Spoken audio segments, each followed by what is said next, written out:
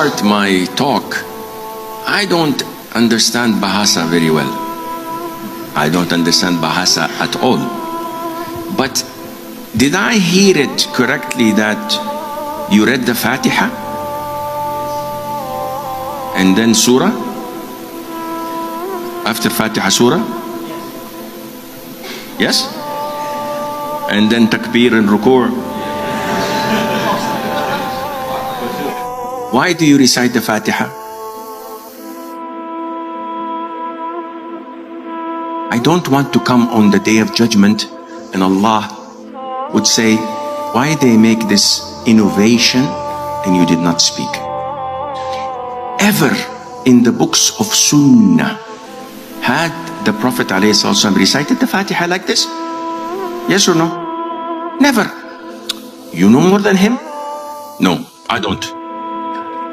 So this is why I have to clear my conscience, so that on the day of judgment I told them, khalas, I go. So it is not Sunnah. In Arabia, when we have marriage contract or engagement, Bismillah, Al-Fatiha, and nobody knows they're reading the Fatiha or not, and they wipe their face and they wipe their bodies and they scrub their backs. Go take a shower. What are you doing? And also, because marriage is like death. When someone is dead, he said, oh, Abdullah is dead, read the Fatiha. And they read the Fatiha. This is not from Islam. Fatiha is recited in the Salat, the greatest surah. Fatiha is recited in Ruqya, as in Sahih al-Bukhari of Abu Sa'id al-Khudri's hadith. This is Ruqya. I have illness in my throat. Every time I drink water, Alhamdulillah, and I drink, but not in a gathering. So excuse me, I'm supposed to speak about how to be happy, but I will make you unhappy first, but inshallah. Ya, bagaimana hukumnya membacakan Al-Fatihah di luar konteks sholat, ya? Baik, kan bisa dibaca dalam sholat, bisa dibaca di luar sholat. Di luar sholat itu yang tadi seperti Roski contohkan, ingin meresmikan bangunan, atau tadi saya tambahkan ingin membuka majelis misalnya, atau bahkan membuka rapat, pertemuan, dan sebagainya. Hukumnya bagaimana? Baik, di Islam itu ada dua sifat ibadah secara umum, ya. Yang satu yang disebut dengan muqayyad. Muqayyad itu sesuatu yang terikat oleh tempat, oleh keadaan, oleh waktu, rukun, syarat. Jelas? Yang kedua mutlak itu nggak diikat oleh waktu tertentu, di tempat tertentu, dengan syarat atau rukun tertentu. Nah, kaitan dengan Al-Fatihah ini itu ada masuk kepada dua bagian yang dimaksudkan tadi.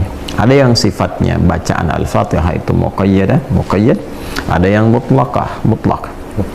Jadi penting untuk dipahami bahwa jangan sampai disimpulkan semua amalan itu mesti dicontohkan oleh Nabi. Jelas, ya? Jangan disimpulkan demikian, karena Nabi pun memberikan dua contoh. Contoh pertama yang terikat, contoh kedua umum. Nah, contoh yang terikat itu spesifik penunaian dari awal sampai akhir. Mesti ada contoh. Seperti tadi apa? Sholat. Ya, haji, khudhu anni manasikakum. Ani bin Abbasin, dari Abdullah bin Abbas radhiyallahu anhu. Qala, dia berkata, bainama Jibrilu qa'idun, ketika malaikat Jibril datang dan duduk indan Nabi sallallahu alaihi wasallam. Duduk dia di samping Nabi SAW. Sami'a naqidan min fawqihi, terdengar suara gemuruh dari atas. Farafa'a ra'sahu, lalu kemudian dia mengangkat kepalanya. Faqala hadza babun minas sama', ini adalah pintu langit. Futihal yaum, hari ini pintu langit dibukakan. Lam yuftah qattu ilal yaum, tak pernah dibukakan kecuali pada hari ini. Pintu khusus dibukakan tadi. Fanazala minhu malakun, lalu turun malaikat. Faqala hadza malakun nazala ilal ardi, malaikat ini turun ke bumi lam yanzil qattu ila al-yawm, tak pernah turun kecuali hari ini. Pintunya pintu khusus, malaikatnya malaikat khusus. Fasallama, lalu dia mengucapkan salam. Faqala abshir, berbahagialah, binuraini, kamu dapat dua cahaya. Utitahuma, engkau diberikan dua cahaya ini. Walam yu'tahuma nabiyyun qablaka, tidak ada nabi sebelum engkau yang dapat cahaya dua ini seperti ini. Yang pertama, Fatihatul Kitab, cahaya yang pertama adalah surat Al-Fatihah. Yang kedua, wa khawatim suratil Baqarah, yaitu ujung surat Al-Baqarah yang selalu kita baca, lillahi ma fis samawati wa ma fil.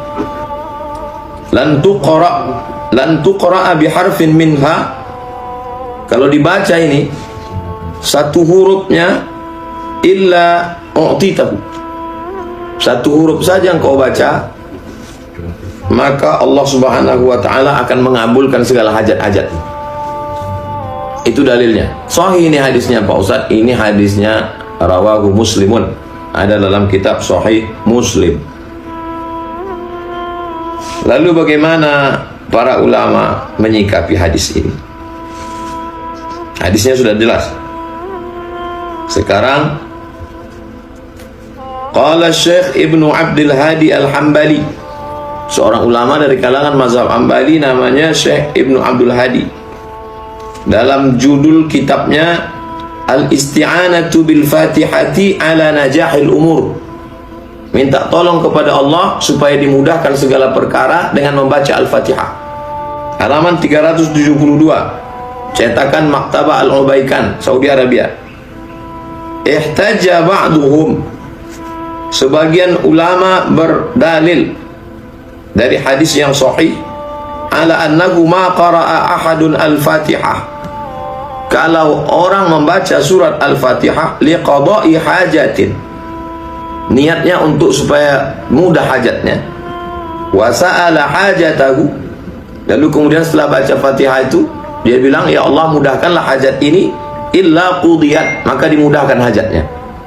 Mudah-mudahan pengajian kita ini dimudahkan Allah. Al-Fatihah, mudah-mudahan anak ini jadi anak yang soleh. Al-Fatihah. Itu dari kalangan mazhab Hambali. Sekarang Al-Allamah Muhammad bin Allan As-Siddiqi Asy-Syafi'i, dari kalangan mazhab Syafi'i, dalam kitabnya Dalilul Falihin li Turuqi Riyadhis Shalihin, apa kata dia? Yajuzu kaunuhal isti'anah, boleh minta tolong kepada Allah dengan membaca surat Al-Fatihah ala qada'i ghardin laka illa u'titahu, untuk menunaikan segala hajat. Bunyi kalimat illa u'titahu, maka engkau akan diberi apa yang kau minta. Kaifala wal Fatihatu hiyal kafiyah, bagaimana tidak, Al-Fatihah itulah yang mencukupkan segala sesuatu. Minta tolong kepada Allah melalui kalam Allah, firman Allah, Al-Fatihah. Wa ala dzalika, berdasarkan itu, jara fi'lus salaf, maka kalangan salaf. Tapi kemarin ada ustaz yang melarang itu salaf. Itu bukan salaf, itu salaf. Ini salaf maksudnya 3 abad pertama. Salafus salih, kalangan salafus salih abad 1, abad 2, abad 3 dulu, min ghairi nakir, tidak ada satupun yang mengingkari. Mana dalilnya? Fa akhraja Abu Syaikh, Imam Abu Syaikh meriwayatkan dalam kitab Ats-Tsawab an Atha, dari Imam Atha, kalangan tabi'in rahimahullah. Apa kata dia? Idza aradta hajatan, kalau kau ada hajat, faqra bi Fatihatil Kitab, bacalah Al-Fatihah hatta takhtimah, sampai selesai. Waladhdallin, amin. Tuqda insyaallah, mudah-mudahan hajatmu ditunaikan Allah. Qala al-allamatu Mulla Ali Al-Qari Al-Hanafi, dari kalangan mazhab Hanafi, Mulla Ali Al-Qari, ahli hadis, Al-Asrarul Marfu'ah, dalam kitabnya namanya Al-Asrar Al-Marfu'ah. Wa hadha aslun lima ta'arafa an-nasu alaih, inilah dasar yang dilakukan oleh banyak orang fi qira'atil Fatihati li qada'il hajat, membacakan Al-Fatihah supaya dimudahkan segala hajat, wa husulil muhimmat, Segala keinginan yang penting-penting dimudahkan Allah. Itu maka almarhumah mak saya setiap malam membacakan saya 100 kali Al-Fatihah. Mudah-mudahan anakku ini sehat, Al-Fatihah. Mudah-mudahan otak anakku ini bisa menghafal di Mesir waktu kuliah, Al-Fatihah. Wa kana Syekh Ibnu Qayyim Al-Hambali, Ibnu Qayyim Al-Jauziyah, murid Ibnu Taimiyah. Apa kata dia? Yustahsanu qira'atul Fatihati lil mufti 'inda al-ifta'. Seorang mufti sebelum menyampaikan fatwa dianjurkan membaca Al-Fatihah. Wa yanqulu dzalika 'an ba'd as-salaf. Dia mengutip pendapat ulama salaf. Salafus salih, bukan salaf-salaf ini. Ma'adami urudi syai'in min dzalika bi khususihi fi sunnah. Fa yaqulu fi kitabih I'lamil Muwaqqi'in. Nama kitabnya I'lamul Muwaqqi'in an Rabbil Alamin. Apa kata dia?